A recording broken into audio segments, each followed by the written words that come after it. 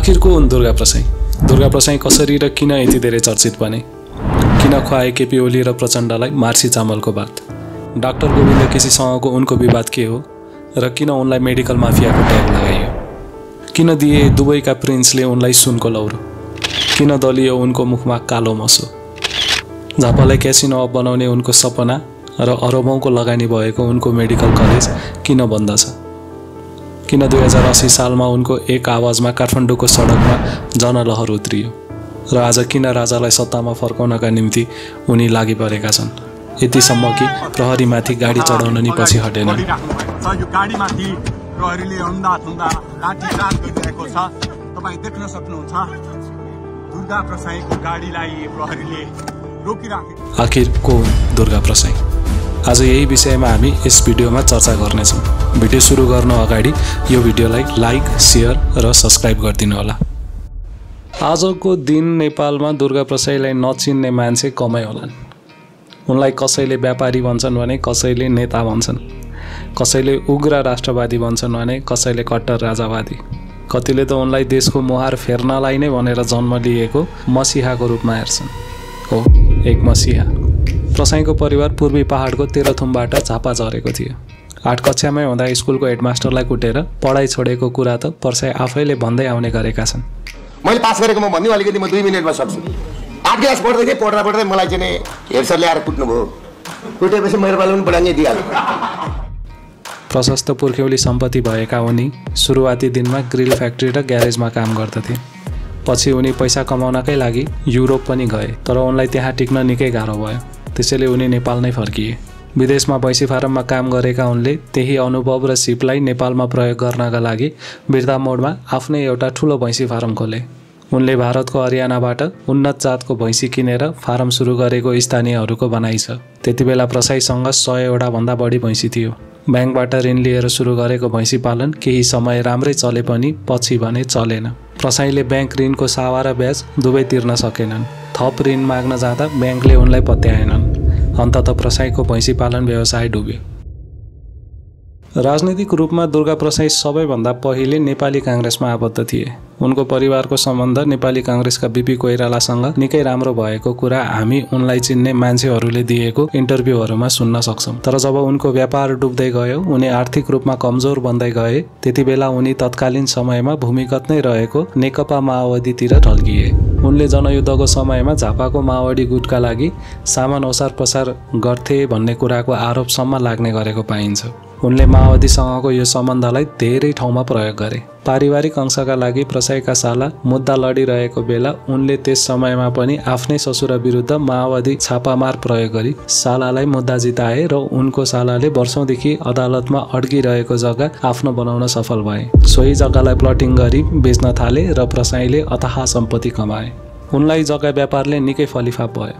उनले झापा सँगसँगै भक्तपुरमा पनि जग्गाको व्यापार सुरु गरे। जग्गाको कामले उनलाई यतिसम्म सफल बनाइसकेको थियो कि उनी पार्टीलाई चन्दा र सहयोग आरामले दिन सक्थे। उनले त्यही समयमा देशका ठुला नेताहरूसँग आफ्नो सम्बन्ध बढाउन थाले। ती नेताहरूमध्ये केपी ओली र प्रचण्ड पनि एक थिए। पैसा र सत्ता दुवै आफ्नो हातमा खेलाउन सक्ने भइसकेका प्रसाईले मेडिकल कलेज सञ्चालन गर्ने निर्णय गरे र काम सुरु गर्न सरकारसँग आशय पत्र पनि लिए। तर समस्या के भयो भने उनले समयमा आवश्यक भौतिक पूर्वाधारहरूको निर्माण गर्न सकेनन् र सोही आशय पत्रलाई रिन्यू पनि गरेनन्। यो पत्रलाई रिन्यू नगरेको कुरामा ध्यान दिनुहोला। यो पत्रको कुरा भिडियोमा पछि फेरि आउनेछ। विक्रमसम्म 2068 सालमा उनले बीएनसी हस्पिटलको स्थापना गरे र 2074 को चुनाव अगाडि नै प्रचण्डको हातबाट उद्घाटन गरी सञ्चालन कार्यसम्म अगाडि बढाए। त्यो समयमा नेपाली राजनीतिमा नेकपा एमाले र नेकपा माओवादी बीच गठबन्धन भएको थियो र त्यही समयमा नै प्रसाईले केपी ओली र प्रचण्ड दुवैलाई आफ्नो घरमा बोलाई मार्सी चामलको भात खुवाएको फोटो सामाजिक सञ्जालमा पोस्ट गरे, जुन फोटो निकै भाइरल पनि बन्यो। आजसम्म पनि त्यो फोटोको चर्चा हुने गर्छ। त्यही फोटोको कारण प्रसाई कतिसम्मको ताकतवर छन् भन्ने कुराको जानकारी सम्पूर्ण नेपालीहरूले पाएका थिए। यसरी देशको 2 शीर्ष नेताहरूलाई घरमै बोलाउन सक्ने व्यक्तिलाई कसले छुन सक्छ र भन्ने कुराको घमण्ड प्रसाईमा प्रचुर मात्रामा थियो। यो उनको पुराना अभिव्यक्तिहरूमा पनि देख्न सकिन्छ। बीएनसी हस्पिटलको सफलतापछि उनले सँगसँगै मेडिकल कलेजको काम पनि सुरु गर्ने विचार गरे। मेडिकल कलेजको लागि उनले लेटर अफ इन्टेन्ट पनि प्राप्त गरे। अघि हामीले कुरा गरेको आशय पत्र नै हो लेटर अफ इन्टेन्ट भनेको। यसरी लेटर अफ इन्टेन्ट पाए पनि उनको मेडिकल कलेजले एफिलिएसन भने पाएन। कुनै पनि मेडिकल कलेजले एमबीबीएस पढाउनको लागि युनिभर्सिटीबाट एफिलिएसन लिनुपर्ने हुन्छ। हो, त्यही एफिलिएसन प्रसाईको कलेजले पाएन। त्यति धेरै ताकत हुँदा पनि प्रसाईको कलेजले एफिलिएसन नपाउनुको कारण थियो डाक्टर गोविन्द केसीको अनसन। गोविन्द केसीमाथि यो आरोप प्रसाई आफैले खुलेआम लगाउने गरेका छन्। निस्किन्छ एमबीबीएस गर्नलाई जहिले लफडा गरेको छ। आज 10 वर्ष भयो यो लफडा भएको। जहिले गोविन्द केसीको अनसन, जहिले गोविन्द केसी अनसन। डाक्टर साहबका माग राम्रा छन्, डाक्टर साहबका माग राम्रा छन्। के राम्रा छन् डाक्टर साहबका माग? उहाँले भनेको चिकित्सा शिक्षा आयोग उहाँले 75% तपाईँको चाहिँ अहिले फ्री भन्नुभयो नि। सबै पैसावालाका छोराछोरीले पास गरेर पढ्छन्। त्यहाँ गरिबका छोराछोरीले एउटै पढ्न पाउँदैन। हाम्रो भनाइ के हो? विदेशी विद्यार्थी पनि ल्याऊ, नेपाली विद्यार्थी पनि पढाऊ। नेपाली मेडिकल माफिया र मेडिकल कलेजलाई प्रयोग गरी ब्ल्याक मनीलाई व्हाइट मनी बनाउने काम गर्ने भ्रष्ट नेताहरूको विरुद्धमा अनसन बसिरहेका डाक्टर गोविन्द केसीको अभियानको तर्फबाट दुर्गा प्रसाईलाई लिएर एउटा प्रेस विज्ञप्ति जारी भयो। त्यस विज्ञप्तिमा काठमाडौँ युनिभर्सिटीले प्रसाईको मेडिकल कलेजलाई सरकारले अवैध रूपमा एफिलिएसन दिने प्रयास गरेको भनेर आरोप लगाएको थियो। सिधा भाषामा भन्नुपर्दा केसीको समूहले प्रसाईको कलेजले एफिलिएसन पाउनुहुन्न भनेर सरकारलाई दबाब दिइरहेको थियो। त्यही समयमा प्रसाई मिडियामा आएर डाक्टर केसीको विरुद्धमा आगो उकाल्न थालेका थिए। उनले डाक्टर केसीका मिडिया संयोजक प्रितम सुवेदीलाई फोनमा 3 इंच सर्ने गरी हान्चुसम्म पनि भन्न भ्याए। ऐन बनाउने तकोस अनि ऐन मिसले चाहिँ तपाईको ऐन बनाउने कोस तपाई चाहिँ को हो त भन। तेरो नि 3 इंच सर्ने गरी हान्दिन्छ नि। ल अरु केही छ भन्नु? अरु केही छ? प्रसाईले घर बोलाएर मार्सी चामलको भात खुवाएरै होला 2075 सालमा नेकपा सरकारले जबरजस्ती राष्ट्रिय चिकित्सा ऐन जारी गर्यो। सोही ऐनको आधारमा आफूले युनिभर्सिटीको एफिलिएसन पाउनुपर्छ भन्दै हिँडिरहेका थिए दुर्गा प्रसाई।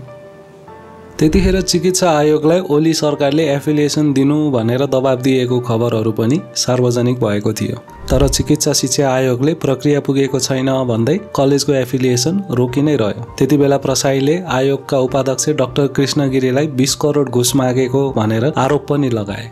यही आरोपका कारण डाक्टर कृष्ण गिरीले प्रसाईका विरुद्ध मानहानिको मुद्दा हाल्दिए र अदालतले प्रसाईलाई दोषी ठहर गरी पक्राउ पूर्जी पनि जारी गरिदियो। बिस्तारै दुर्गा प्रसाईको बारेमा पुरै देशभरि नै चर्चा हुन थाल्यो। प्रसाई पनि मिडियामा आएर खुलेआम जथाभावी बोल्न थाले। कतिपय ठाउँमा गलत बोलेको भनेर उनको आलोचना भयो भने कतिपय ठाउँमा सही बोलेको भनेर उनको प्रशंसा भयो। जे होस् जनताले उनको कुरा सुन्न थालिसकेका थिए। उनी मिडियाको फ्रन्ट पेजमा आउन सफल भइ नै रहे। खासमा यो समयबाट सुरु भयो दुर्गा प्रसाईको उदय, द राइज अफ दुर्गा प्रसाई।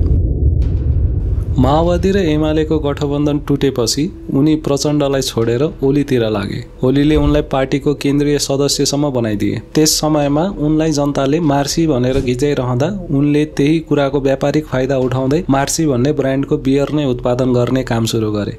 खैर सो ब्रान्डको बियर बजारमा त आएन, तर त्यस समयमा यो कुराको चर्चा खुब चलेको थियो। स्वयं केपी ओलीले नै प्रशंसा गरेका थिए। यसरी प्रसाईको चर्चा दिन प्रतिदिन जनमानसमा बढिरहेको थियो। यही समयमा दुर्गा प्रसाईले 200 करोडको लगानी गर्ने भएका छन् भनेर समाचार आउन थाल्यो, जसमा 25% प्रसाईको र 75% लगानी दुबईको राजाको हुनेछ भनेर भनिएको थियो। त्यही बेला दुबईका राजकुमार उनलाई भेट्न सुनको लौरो लिएर नेपालमै पनि आए। यो खबरले प्रसाईको चर्चा गाउँदेखि सहरसम्म हुन थाल्यो। तर अचम्मको कुरा के छ भने पछि गएर यो खबर गलत भएको कुरा मिडियामा आउन थाल्यो। खैर यस्तै कन्ट्रोभर्सी र खबरहरूले प्रसाई नेपाली जनताबीच परिचित र प्रख्यात हुँदै गए। नेकपा एमाले उनको तत्कालीन पार्टी र जनता दुवै बीच ख्याति प्राप्त गर्दै गरेका प्रसाईको जीवनमा एउटा ठूलो मोड आउने समय भएको थियो। ओलीलाई हजुरबा भनेर आफूलाई उनकै नाति झैं गर्ने प्रसाईले एकाएक ओलीकै विरुद्ध मिडियामा बोल्न थाले।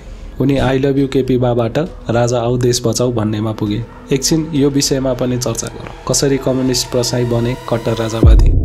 2079 साल फागुन 18 गते हिमाल खबरमा एउटा समाचार प्रकाशित भयो, जसमा दुर्गा प्रसाईले 8 करोडको जग्गा धितो राखेर ब्याङ्कबाट 1 अर्ब 74 करोड ऋण लिएको कुरा लेखिएको थियो। यसरी उनीमाथि ब्याङ्कलाई झुक्याएर धरौटी भन्दा 22 गुणा बढी ऋण लिएको भन्ने आरोप लाग्न थाल्यो। त्यही समयमा नेकपा एमाले उनलाई पार्टीबाट निष्कासितसम्म गर्यो हो। ओलीले उनलाई पार्टीबाट निकालिदिए। अरबौंको लगानी भएको मेडिकल कलेजको एफिलिएसनकै लागि एउटा पार्टीदेखि अर्को पार्टी गरिरहेका प्रसाईको हातमा केही परेन। न त उनले एफिलिएसन नै पाए न कुनै पार्टीमा स्थान। ओलीले उनलाई एफिलिएसन दिलाउन कोसिस भने नगरेका होइन, तर डाक्टर गोविन्द केसीको आन्दोलन र अनसनले गर्दा त्यो कहिले सम्भव नै हुन सकेन। यसरी चारैतिरबाट एक्लो बनेका प्रसाईले आफै सडकमा उत्रने निर्णय गरे। जसरी एउटा कुशल व्यापारीले कुनै पनि क्षेत्रमा आफ्नो व्यापार सुरु गर्नु अगाडि त्यस स्थानको राम्रोसँग अनुसन्धान गर्ने गर्छ, ठ्याक्कै त्यसरी नै प्रसाईले तत्कालीन नेपाली समाजमा उठिरहेका नाराहरूको अनुसन्धान गर्न थाले। त्यतिखेर देशमा चलिरहेका नाराहरूमध्ये मुख्य नाराहरू थिए मिटर ब्याजी विरुद्धको नारा, लघुवित्त विरुद्धको नारा र राजा आऊ देश बचाऊ अभियान हो। उनले यही नाराहरूलाई आफ्नो मुख्य एजेन्डा बनाएर सडकमा उत्रिन थाले। 2079 साल फागुन 1 गते पूर्व राजा ज्ञानेन्द्रको हातबाट उद्घाटन गरेर उनले राष्ट्रियता, धर्म, संस्कृति र नागरिक बचाऊ महाअभियानको सुरुवात गरे। ब्याङ्क वा लघुवित्तबाट बेन्च उठाउन आउने कर्मचारीहरूलाई कालो मोसो दलेर भगाउनुपर्छ भनेर भन्न थाले। तर एमाले युवा सङ्घका कार्यकर्ताहरूले होटेल येल्लो प्यागोडामा उनलाई नै कालो मोसो दलिदिए।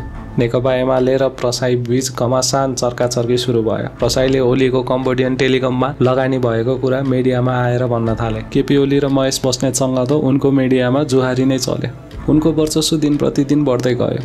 यही बीचमा उनले धेरै राम्रा कामहरू पनि गर्न थाले।